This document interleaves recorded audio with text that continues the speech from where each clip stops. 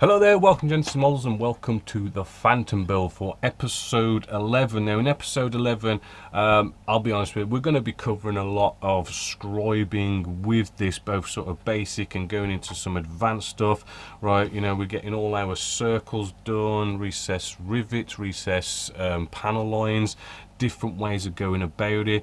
We're sorting out the air intakes, making these look like one piece, which as you can see, you know, we've got these scribed in nicely on that join line, so it's going to look like a recessed panel line, not a join line, which is all good. So we're going to spend a lot of time on that, which I know, you know, I've spent quite a bit of time on it, but it is sort of like, you know, when it comes to scribing, it kind of brings your work to the next level. You know, it's a basic person going into intermediate, so it is a good one to touch on. So let's get scribing.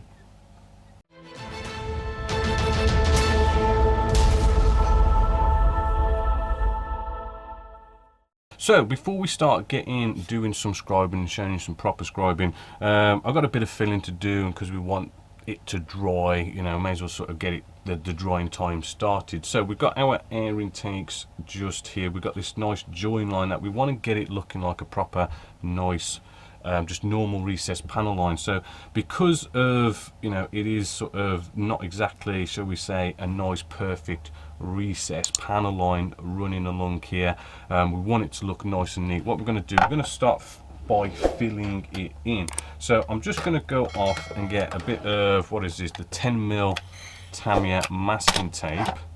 I'm going to temporarily sort of fold that over so as it's out the way, right? And I'm just going to try and get, you know, nicely close to our recessed panel line with the masking tape, right? This is just to protect all the detail that's around it, all the recesses around it, rivets and all that kind of stuff, so we don't feel as much of that kind of detail. Alright, so that's now on. Then I'm going to get some of our green Squadron Products green putty, right, and a nice little spatula, and we're just going to fill this now in.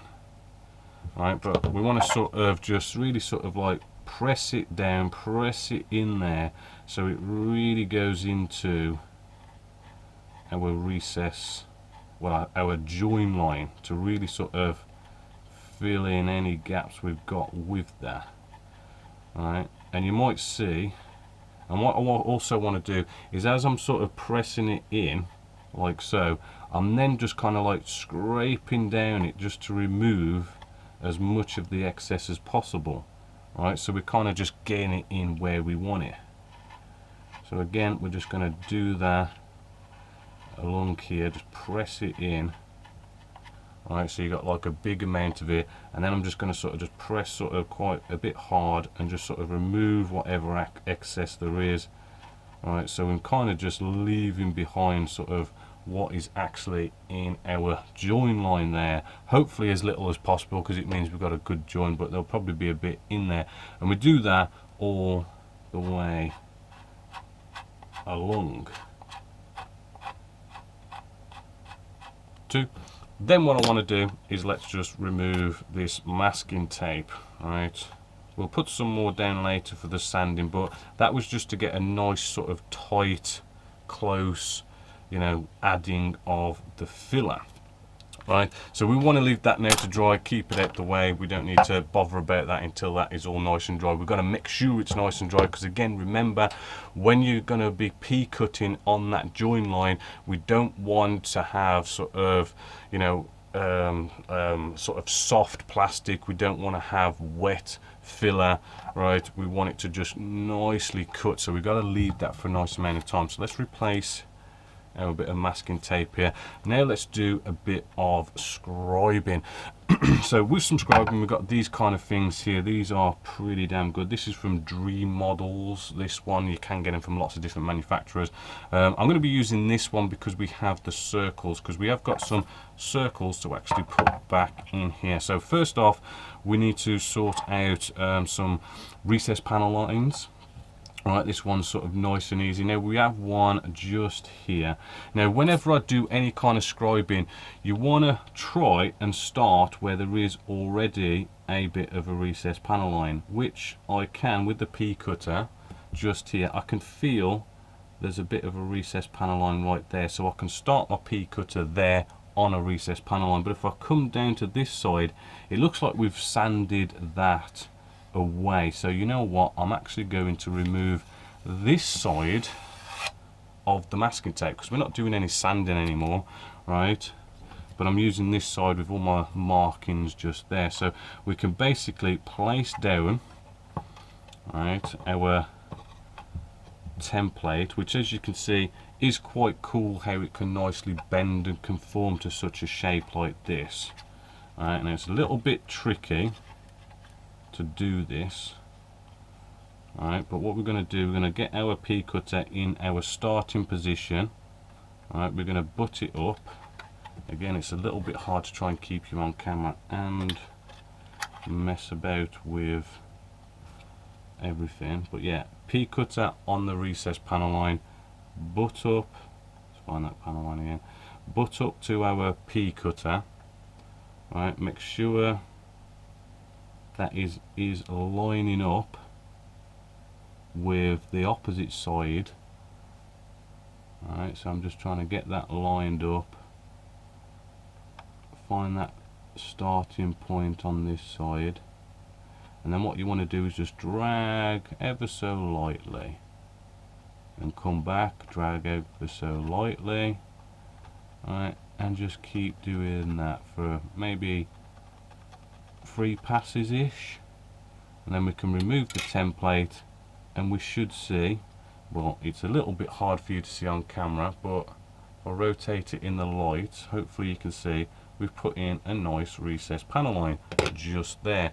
Now another way of going about it, if maybe you don't want to sort of, maybe you kind of find it hard to mess about with that, nice bit of tape here. This is the Tamiya curve tape, right, but it's quite thick, right, and you can do, and it's good to maneuver it around, it's good to go around curves and stuff. But if we cut a little bit of this off, wherever my cut, oh, I'll use these, right, and we can use this as a guide. So we've got another, you know, recessed panel line just here, right, and we can just line it up one side, right, and what I like to do, I like to sort of hold one side where it is and then sort of pull it tight and end it where the other one is, and this way we get pretty much a nice straight line, and then we can use this as a guide as well. Now what you'll also notice as well is the way I'm holding the actual P cutter, right, it makes it a nice stable platform in my hand, and then really I'm not dragging the P cutter so much, I'm actually, you know, this is the trick really, is kind of rotating the model itself, right, because the whole idea is we keep our P cutter as a solid stable platform. By moving the model, right, we should get a nice straight even cut, right, and then I can remove that masking tape, and hopefully you can, yes, you can just see that on camera, we've added that recessed panel line. So that's 2 ways of nicely getting recessed panel lines. There are others, but those kind of get you nicely there and sort of shows you different ways, and you can try both ways and see which one you like. Now when it comes to the circles, first off, what I want to do is I want to go off and now get a pen. We can sort of see our join line. I mean, when we get paint on, we won't see the join line, but we can sort of see it, so we know where the center is. So knowing from our points here with the circles, right, I know if I put a little dot there, right, we got our center point, and again here, right. So then when we bring in our template to do our circles, right, we know that if we sort of line our circle up with our little red dot, we're going to have a nice sort of centered circle, so we haven't got sort of circles kind of going all sort of wavy down the spine of this phantom. Right, so we want to get that in position.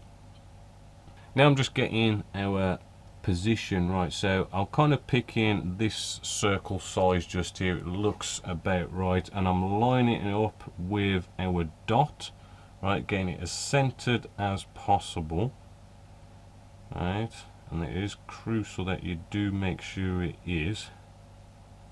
Right, and then you want to hold it down firmly with your thumb, just like so. Then what I'm going to do, we have just here, it's just sort of like just a little hand drill, right? And what we do, all I do is I put a little sewing needle just inside here, and it does work out to be a nice sort of cheap tool and a good tool for the job. Because what we're going to do now with this lined up, we're going to very lightly just start go around this in circles. Alright, and we want to go lightly because we don't want to be digging in and sort of making nasty marks, but at the same time, by going lightly, we don't want to be accidentally moving the template. Alright, now with this one, because we're going lightly, we're going to have to sort of go around this several times. As you can see, I'm doing this quite a bit, and that should hopefully be enough. Right, so hopefully you can just see that now in the light. We've got our circle back in there. Now it does feel a little bit rough on the top because we've had to use a sewing needle. A pea cutter would have been nice, but to do a pea cutter in a circle is, you end up making more mistakes than any. So what we're going to do is, in situations like this, we get out a nice fine sanding stick and we very lightly sand it. Right, we don't want to be sanding away what we've just done. We literally want to just very lightly and really sort of applying hardly any pressure, because the whole point is just to remove that little bit that felt just a little bit sort of rough from doing this. Right, and that now feels better.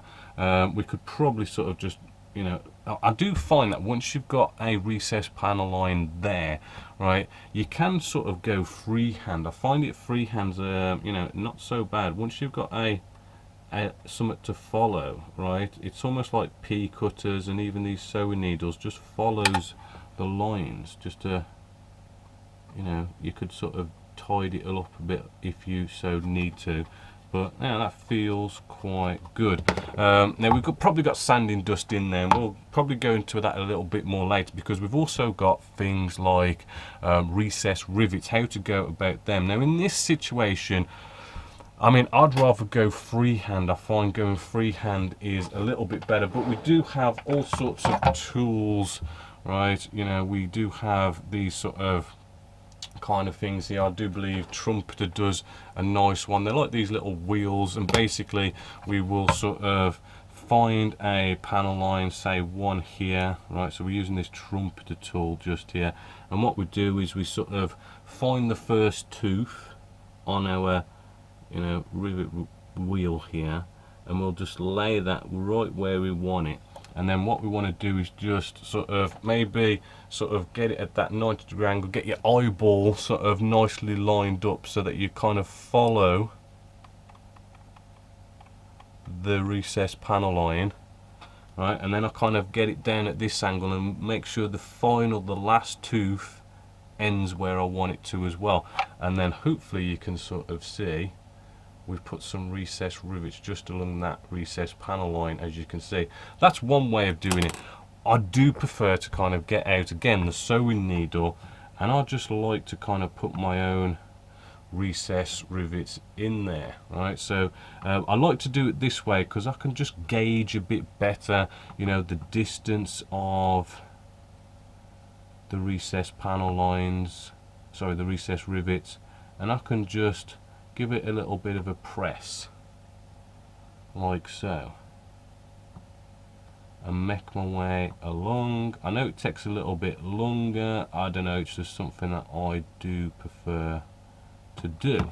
And hopefully you can see now we've got 2 rows of recessed rivets running along that recessed panel line, and we put them nicely back in.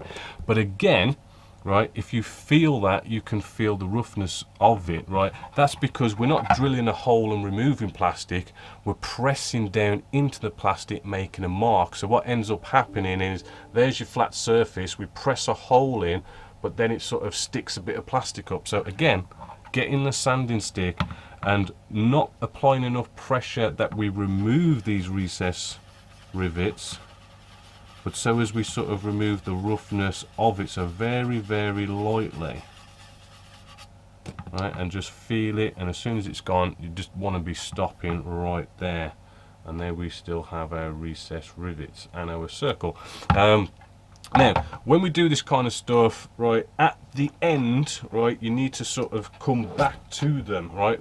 I'll just say this now, but right at the end, just before you're about to spray, get out a paintbrush, maybe a bit of water, sorry, not a paintbrush, a toothbrush, a bit of water, dip it into the water, and what we want to do is we want to be brushing on all these recessed rivets and panel lines that we've done, right, because we're going to have sanding dust in them. If we've got sanding dust in them, it's going to act like a filler, so when we spray on top, the sanding dust is going to turn into filler, and all that work we've done is going to be lost, because in some cases it's just going to fill it in and it's not going to be able to take a wash. So we want to be brushing at them with some, you know, a bit of water and our toothbrush here, and it'll get out the sanding dust and thus give us a nicely recessed panel line for us to then you know, fill them in with all sorts of panel washes and stuff. And that is pretty much kind of going down some nice basic principles of moving you along with things like scribing. So now scribing our join line just here. Now as you can see, I've removed that masking tape. Now what I'm going to do is I'm going to add the masking tape again. However, I'm going to sort of move it a bit away from where we have added the filler.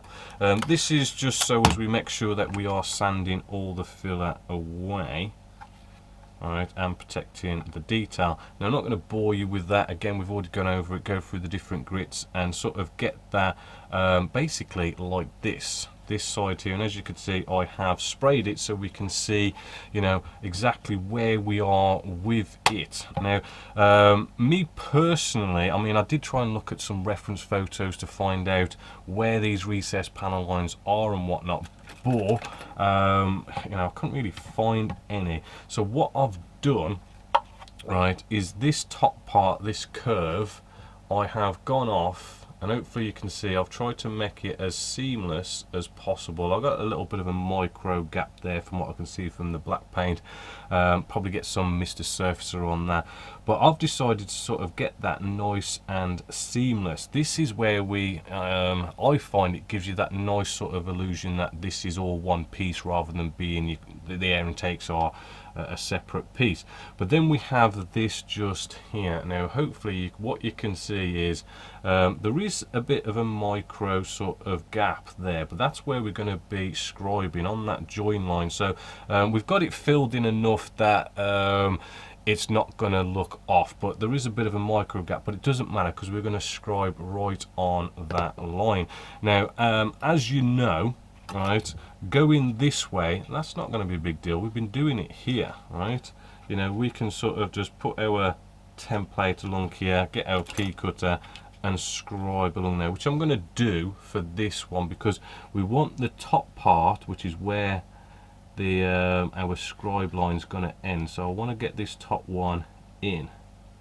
All right, so I'm just lining this up, right, and I'm just going to get this first line just nicely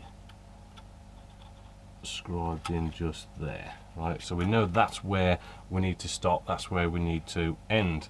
So then we want to line this up onto our join line. Now this is where we've got to be extra careful. Okay, so make sure it's just nicely lined up with the join line, which in some ways having little micro gaps kind of helps us make sure that it is all nicely lined up. So sorry if you're off camera, I've got to make sure this is bang on. Right, so I've got that bang on now, and now this is where, do you know what, if you take 10 passes, 20 passes, it doesn't matter. You've got to be ever so light and soft with it. Take 20 passes if you need to.